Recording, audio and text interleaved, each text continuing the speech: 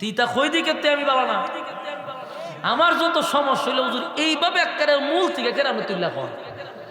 আমার অনেকে আপনি কোন অসুবিধা না হুজুর এইভাবে একেবারে কই না কলজাটা দুইরা লাগে কলজাত বলে আমি দুইরা লাগে দুই এক ফিরে আমার রাস্তাত কইছো ফার্ম পকেছি গ্যাস তো আমার হুজুর নাই আপনি কইবা আইন অসুবিধা নাই তাহলে কলজাত লাগাই লাই এই এরা এরা কষ্ট লাগে আমার কথা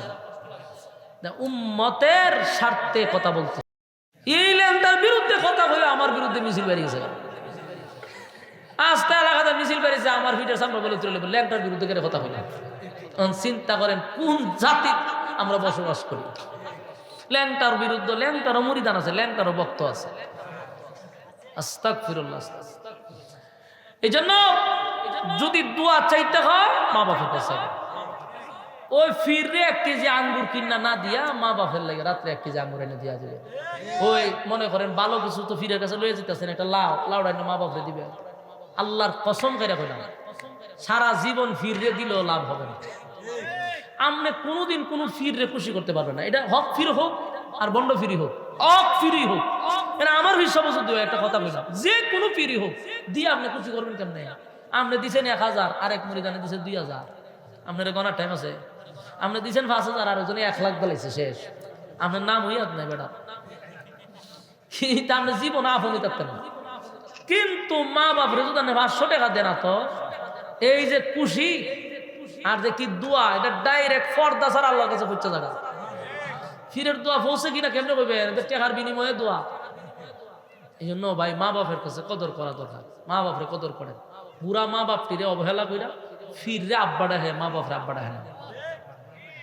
চিন্তা করছেন হ বুড়া বুড়িটা হে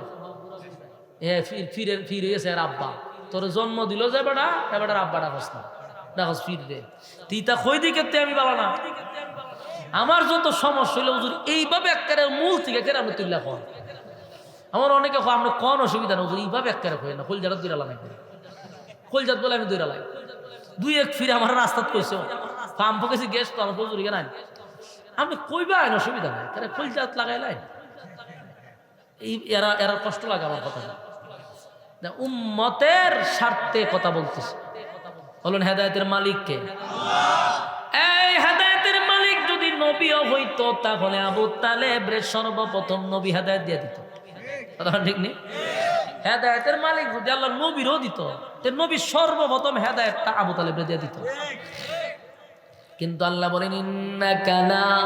তাহদি মান আহবাবতা ওয়ালাকিন্নাল্লাহা ইয়াহদি মান ইয়াশা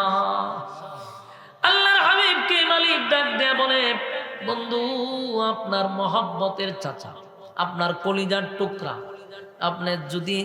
আপনার কলিজার টুকরাকে আপনি চাইলেই হেদায়েত দিতে পারবেন না কারণ আমি আপনাকে হেদায়েতের জন্য পাঠাই নাই আপনার আমি ওয়াজ করার জন্য পাঠাইলাম আপনারে পাঠাইছি ওয়াজ করার জন্য ওয়াজ করার পরে কারে হেদায়েত দিব কি দিব না এটা আমি আল্লাহর একান্ত ব্যক্তিগত বিষয় যেমন আমি ওয়াজ করতেছি আমি কি আপনার হেদায়েত দিতারো আমার ওয়াজ করার দায়িত্ব আমি করতেছি কারে হেদায়েত দিব কি দিব না এটা আল্লাহর একক সিদ্ধান্ত